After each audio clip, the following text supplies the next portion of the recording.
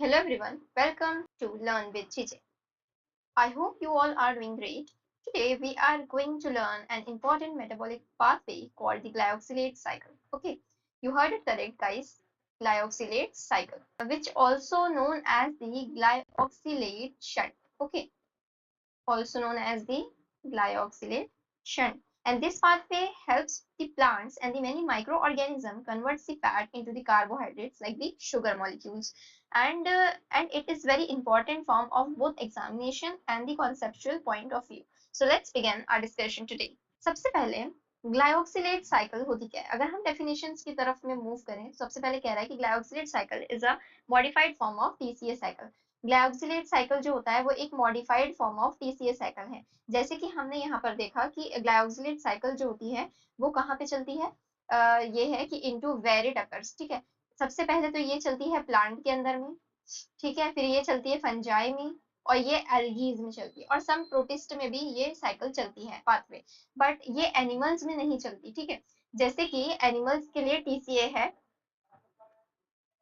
Animals के लिए हम अगर टीसीए साइकिल पढ़ते हैं तो हम जो प्लांट्स, माइक्रोब्स, इनके लिए हम क्या पढ़ते हैं? ग्लायोक्सिलेट साइकिल। ठीक है, अब ये जो प्लांट्स और माइक्रोब्स है, फंजाई है, एल्गी है, इन सब के लिए और मैनी बैक्टीरियाज के लिए हम क्या पढ़ते हैं?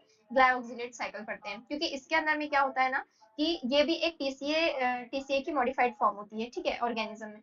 और इसमें क्या होता है कि जो कार्बन डाइऑक्साइड जो टीसीए में रिलीज होता है ना, टीसीए साइकिल में क्या होता है? कार्बन डाइऑक्साइड रिलीज होता है। हम अभी टीसीए साइकिल को डिस्कस कर रहे हैं, जिसे हम क्रब साइकिल भी कहते हैं। हमने प्रीवियसली इससे भी डिस्कस किया था। इसमें क्या होता है? सबसे पहले एसिटाइल कोए और OAA, ऑक्सैलो एसिटेट, दोनों मिलकर पूरी एक साइकिल को चलाते हैं, और पूरी साइकिल को चलने के बाद में क्या होता है, यहाँ से हमें एक GTP का मॉलिक्यूल मिलता है, हमें यहाँ से 3 NADH मिलते हैं, और एक FADH मिलता है। ठीक है, अब ये तो बेनिफिट हो गया। ठीक है, ये सब हमें बेनिफिशियल वे में हमें मिल जाते हैं। बट यहाँ पे दो मॉलिक्यूल CO2 भी निकलता है। ठीक है, दो जगह पे कार्बन डाइऑक्साइड रिमूव होता है, CO2 रिमूव होता है। अब जब ये दो CO2 रिमूव हो रहा है तो अब ये टीसीए में होता है। बट ग्लायोक्सिलेट साइकिल में क्या होता है? ग्लायोक्सिलेट साइकिल में ये होता है कि ये जो CO2 जो यहाँ से रिमूव हो गया है, ये एनिमल्स में, ठीक है, एनिमल्स में ये जो CO2 रिमूव होता है वो ग्लायोक्सिलेट साइकिल में रिमूव नहीं होता, वो यूज हो जाता है। ठीक है, CO2 जो है वो कार्बन स्केलेटन है, ये ग्लायोक्सिलेट साइकिल कहती है कि हम तो यूज कर लेंगे और यूज करके इसको शुगर में कन्वर्ट कर देंगे। ठीक है, एज अ एनर्जी यूज कर लेंगे। तो ये जो शुगर में कन्वर्ट होता है वो या तो सुक्रोज होती है, ठीक है, सुक्रोज हो सकती है, या तो फिर ग्लूकोज है, ठीक है, और एक्सेट्रा। सो अब हम इसे डिटेल में डिस्कस करेंगे। तो यहाँ पे यही कह रहा है कि टीसीए साइकिल का मॉडिफाइड फॉर्म कौन है? ग्लायोक्सिलेट साइकिल, क्योंकि ये जो होती है ना, ये कार्बन डाइऑक्साइड जो एज अ कार्बन सोर्स है उसको यूज कर लेती है। Allows the organism to convert the acetyl CoA derive from the fatty acid. ठीक है, फैटी एसिड का जब ब्रेक डाउन होता है तो दो दो कार्बन एसिटाइल कोए का निकलता है। जब बीटा ऑक्सीडेशन होता है वो हम एक अलग वीडियो में डिस्कस करेंगे, लेकिन बस आप अभी इतना समझ लीजिए कि फैटी एसिड का जब ब्रेक डाउन होता है तो अगर 16 कार्बन का फैटी एसिड है तो वो दो दो कार्बन करके पूरी एसिटाइल कोए तो दो कार्बन का ही होता है ना, तो दो दो कार्बन करके वो पूरा रिमूव करता है।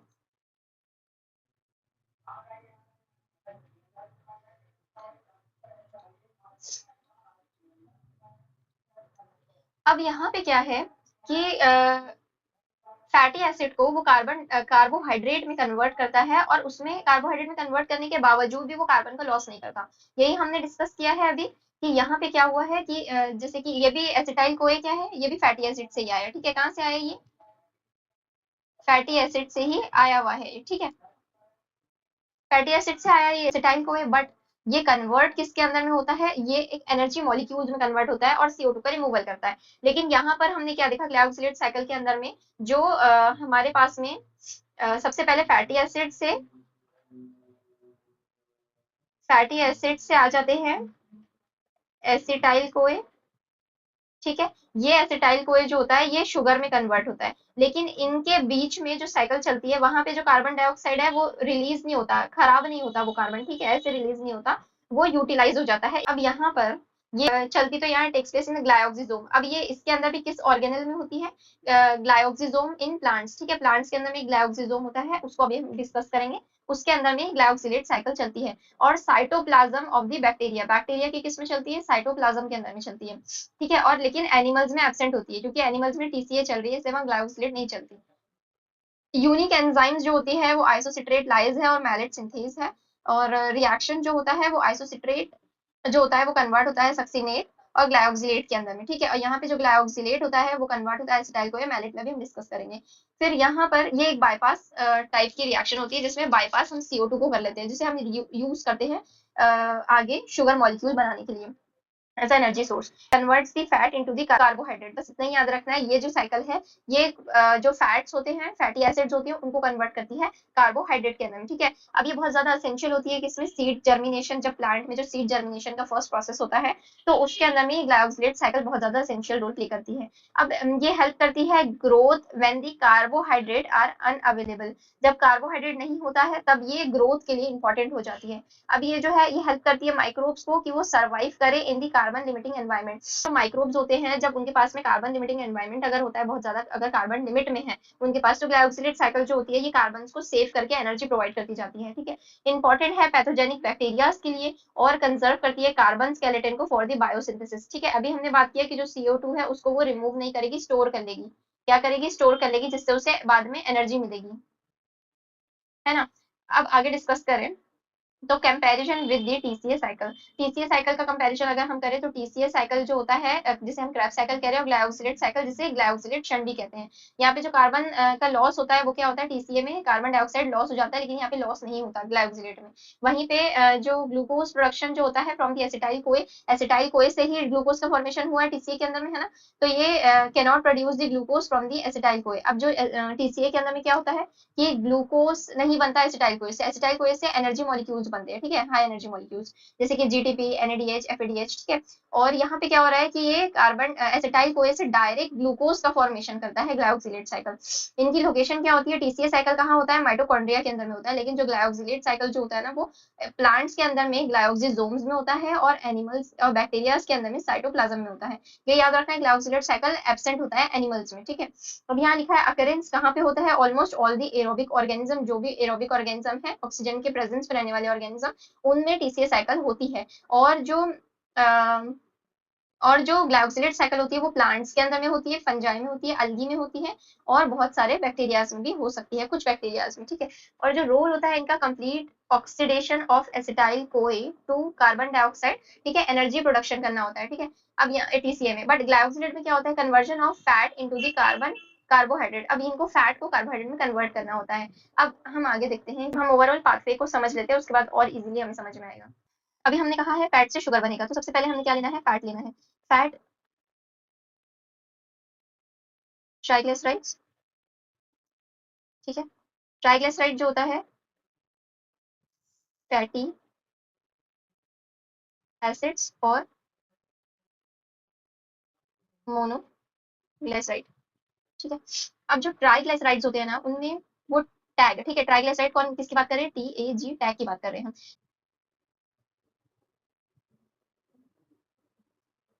ठीक है। ये क्या है? ग्लाइकोसिसोम, ये है हमारा ग्लाइकोसिसोम,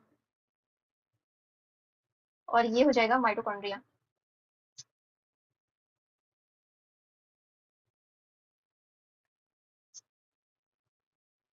अब यहाँ पे क्या होता है? ये जो फैटी एसिड होता है ना, मतलब जो टैग होता है वो जब टूटता है एडिपोज टिश्यू के अंदर में, ठीक है, टैग जो होता है वो तीन में टूटता है।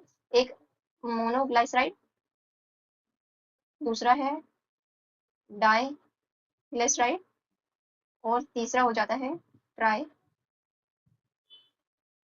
ठीक है। ये होता है लाइपोलिसिस के अंदर, ग्लाइकोलिसिस जब होती है तब ये ट्राइग्लिसराइड्स जो होते हैं वो टूटते हैं, एक एक फैटी एसिड को रिलीज करते जाते हैं ब्लड स्ट्रीम के अंदर में फॉर द एनर्जी पर्पस के लिए। तो फिर ट्राइग्लिसराइड जो होता है वो टूटता है इनटू डाइग्लिसराइड में, फिर डाइग्लिसराइड जो होता है वो टूटता है इनटू मोनोग्लिसराइड्स के अंदर में। ठीक है, अब ये जो है ये टूटा हुआ जो मोनोग्लिसराइड है और ये फैटी एसिड्स, ठीक है, जब भी फैटी एसिड टूटेगा जो टैग होता है वो जब एक टूटता जाता है, जब वो टैग से जैसे TAG, ठीक है, ये है हमारा टैग, जब ये टैग टूटता है तो एक fatty acid free fatty acid को रिलीज करता है और वो डैग के फॉर्म में बन जाता है। ठीक है, ये है डैग DAG। और जब वो फिर दूसरा भी फैटी एसिड जब उसके पास से टूट जाता है तो वो मैग में बन जाता है जो कि MAG मोनोग्लिसराइड होता है। तो अब ये फ्री फैटी एसिड है। ठीक है, ये क्या है, फ्री फैटी एसिड है। अब यही फ्री फैटी एसिड जब टूटा है तो टूटने के बाद ग्लाइकोसिलेट साइकिल में आता है वो, यहाँ पे फैटी एसिड्स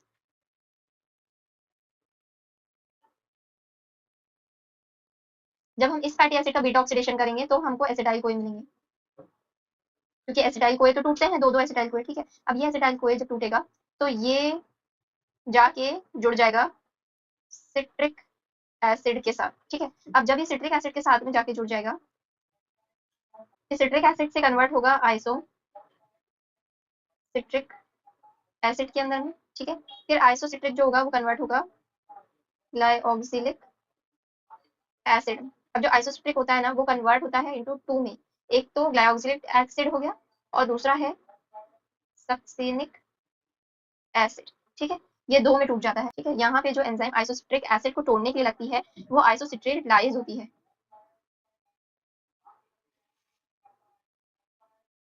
ठीक है, ये वाली एंजाइम लगती है आइसोसिट्रिक एसिड को तोड़ने के लिए। जब वो टूटता है तो एक सक्सिनिक एसिड रिमूव होता है और एक ग्लाइऑक्सिलिक एसिड होता है। अब जो सक्सिनिक एसिड होता है वो तो चला जाता है माइटोकॉन्ड्रिया के अंदर में। ठीक है, अब वो जाके क्या करेगा वो हम अभी डिस्कस करेंगे, लेकिन पहले ये करेंगे कि जो ग्लाइऑक्सिलिक एसिड होता है वो कन्वर्ट हो जाता है मैलिक एसिड। ठीक है, मैलेट में या मैलिक एसिड में, दोनों की बात होती है। और फिर ये जो होता है मैलिक एसिड ये OAA में कन्वर्ट हो जाता है ऑक्सैलो एसिटिक एसिड में, ऑक्सैलो एसिटेट। फिर उसके बाद ये साइकिल दोबारा से ऐसे ही रिपीट होती है। ठीक है, एसिटाइल कोई आता है सिट्रिक एसिड में आके कंबाइन होता है, फिर आइसोसिट्रिक एसिड बनता है और ठीक है, आइसोसिट्रिक एसिड बन जाता है। फिर उसके बाद में क्या होता है, आइसोसिट्रेट लाइज एंजाइम उसमें लगती है तो सक्सिनिक एसिड और ग्लाइकोसिलिक एसिड में ये टूट जाते हैं। फिर ग्लाइकोसिलिक एसिड से फिर मैलिक एसिड में कन्वर्जन होता है, मैलिक एसिड से OA में कन्वर्ट होता है। फिर उसके बाद दोबारा से एसिटाइल कोए और ऑक्सैलो एसिटेट दोनों कंबाइन होकर फिर से सिट्रिक एसिड साइकिल को शुरू करते हैं। तो यहाँ पे क्या होता है कि ये 2 कार्बन का होता है और ये होता है 4 कार्बन का। स्टार्टिंग ही कहाँ से होती है, ये एसिटाइल कोए जो होता है और ऑक्सैलो एसिटेट दोनों कंबाइन होते हैं साथ में और ये 6 कार्बन का मॉलिक्यूल बनाते हैं ये। ठीक है, ऐसा हो रहा है। फिर उसके बाद में क्या होता है, सक्सिनिक एसिड 4 कार्बन का होता है।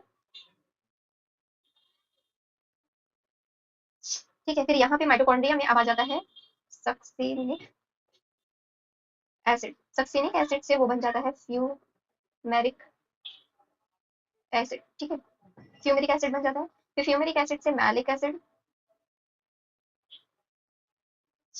मैलिक एसिड से ऑक्सैलो एसिटिक एसिड बन जाता है। फिर ऑक्सैलो एसिटिक एसिड से पैप बनता है, फॉस्फोइनोल पाइरुवेट, फॉस्फोइनोल पाइरुवेट बन जाता है। ठीक है, हम इसे क्या कह रहे हैं, पैप।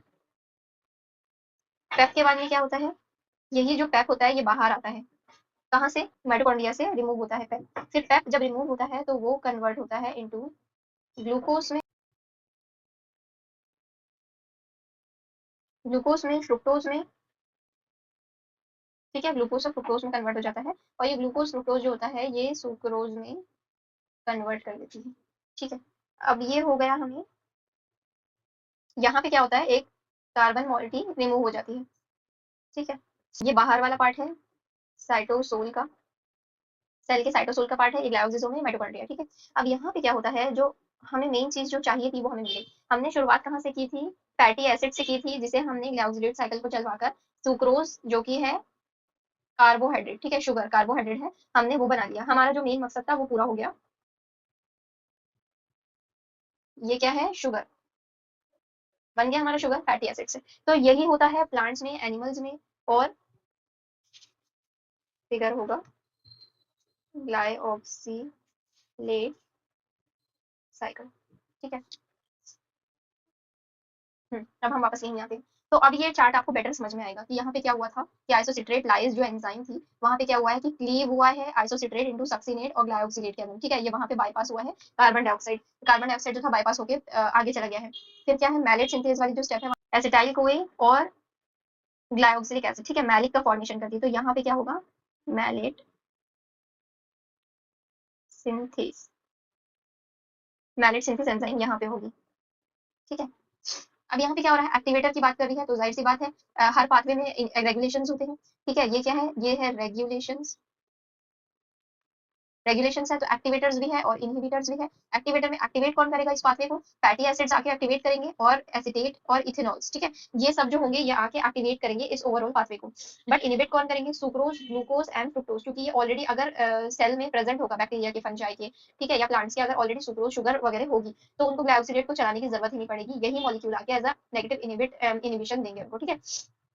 फिर क्या है कि इंपॉर्टेंस इन दी प्लांट, अब प्लांट के इंपॉर्टेंस क्या होते हैं, ड्यूरिंग दी सीड जर्मिनेशन के टाइम पे ग्लाइकोसिलेट साइकिल जो होती है ना वो स्टोर्ड लिपिड को, ठीक है, स्टोर्ड लिपिड जो होता है उसको तोड़ती है फैटी एसिड में, ठीक है। देखो सीड की जर्मिनेशन के टाइम पे एनर्जी की प्रोसेस बहुत लगती है, यहाँ पे बहुत ज्यादा शुगर चाहिए होता है, एनर्जी चाहिए होती है, ठीक है। क्या चाहिए होता है, शुगर चाहिए होता है सीड जर्मिनेशन के टाइम पर। तो यहाँ पे जो स्टोर्ड वाला जो लिपिड होता है ना बॉडी के अंदर में, जो बॉडी में कह रही हूँ कि मतलब जैसे प्लांट्स की जो प्लांट है उनके पास में लिपिड स्टोर होगा, तो वो लिपिड को वो तोड़ते हैं इनटू फैटी एसिड्स में और यही फैटी एसिड जाता है फिर शुगर बन जाता है, ठीक है। क्या बन जाता है, शुगर। ओवरऑल यही है, फैटी एसिड से शुगर बनता है एनर्जी के लिए। अब सीड जर्मिनेशन के टाइम बनता है, तो fatty acid are converted into the acetyl CoA. अब जो फैटी एसिड होता है ना फिर वो बीटा ऑक्सीडेशन करता है, ठीक है। अब जो यहाँ पे लिपिड्स है उसमें फैटी एसिड्स था, फैटी एसिड्स का जो होता है बीटा ऑक्सीडेशन होता है, फिर वो एसिटाइल कोए, दो एसिटाइल कोए को रिमूव करता है, ठीक है। बीटा ऑक्सीडेशन भी हम एक अनदर लेक्चर में डिस्कस करेंगे। तो यहाँ पे जब एसिटाइल कोए हो जाता है वहां से शुरुआत होती है ग्लाइकोसिलेट साइकिल की। अब जो ग्लाइकोसिलेट साइकिल होता है वो एसिटाइल कोए को कार्बोहाइड्रेट यानी कि शुगर मॉलिक्यूल्स में कन्वर्ट करता है फॉर दी, इसके लिए ग्रोथ के लिए ऑफ दी सीडलिंग, मतलब सीड्स की ग्रोथ के लिए, ठीक है। अब यहाँ पे क्या प्रोवाइड कर रहा है, एनर्जी प्रोवाइड करता है और carbon skeleton for the biosynthesis. अब बायोसिंथेसिस के लिए कार्बन स्केलेटन को प्रोवाइड कर रहा है वो, और ठीक है। और यहाँ पे क्या है, फैट से कार्बोहाइड्रेट में, बहुत सिंपल चार्ट है, आप इसको एग्जाम के पॉइंट ऑफ व्यू से बहुत यूज कर सकते हैं और ये बहुत ही फ्रेंडली चार्ट है। आप इसको 15 मिनट पहले भी अगर रिवाइज करोगे तो आपको ओवरऑल ग्लाइकोसिलेट साइकिल याद आ जाएगी जो अभी आपने पढ़ा है। फिर यहाँ पे इंपॉर्टेंस क्या होती है माइक्रोब्स के अंदर में, ये अलाउ करते हैं, जैसे ये प्लांट्स में इंपॉर्टेंस थी तो माइक्रोब्स में क्या है, तो ये क्या अलाउ कर रहे हैं, ये utilisation of the fatty acid as the sole carbon source. अब यहाँ पे क्या होता है कि यूटिलाइजेशन मतलब जो फैटी एसिड होता है उसको ये माइक्रोब्स होते हैं ये यूज कर लेते हैं, ठीक है, एज अ कार्बन सोर्स के लिए, और फिर ये हेल्प करता है survival in the fatty environment. जो कि फैटी एनवायरमेंट होता है वहाँ पे ग्लाइकोसिलेट साइकिल जो होता है ना वो इनको सर्वाइवल के लिए हेल्प करता है, ठीक है।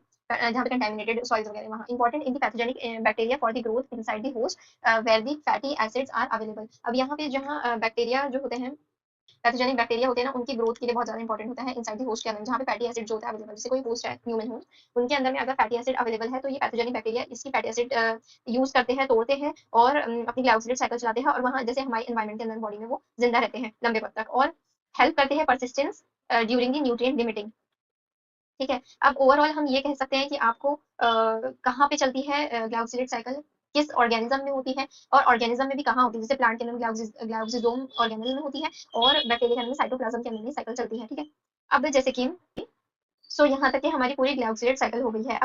अब यहाँ पे एक मैसेज आप ले जा सकते हैं कि ग्लाइकोसिलेट साइकिल जो होता है वो बिल्कुल टीसीए साइकिल की तरह ही होता है, लेकिन इसके अंदर जैसे टीसीए साइकिल होता है वो CO2 को लूज कर देता है, बट ग्लाइकोसिलेट साइकिल यूटिलाइज कर लेता है। It is a carbon conserving pathway है ये, that helps the plants and the microbes converts the fats into the carbohydrate. अब ये हेल्प करता है प्लांट्स को और माइक्रोब्स को जो कि फैट्स को इनटू कार्बोहाइड्रेट में कन्वर्ट कर देते हैं, ठीक है। दोस्तों आज हमने ग्लाइकोसिलेट साइकिल या ग्लाइकोसिलेट शंट को डिटेल में समझा है। हमने देखा है कि टीसीए साइकिल का मॉडिफाइड फॉर्म है ये, और जो कार्बन को कंजर्व करता है और फैटी एसिड को, ठीक है, और फैटी कार्बन को कंजर्व करता है और फैटी एसिड को तोड़ देता है,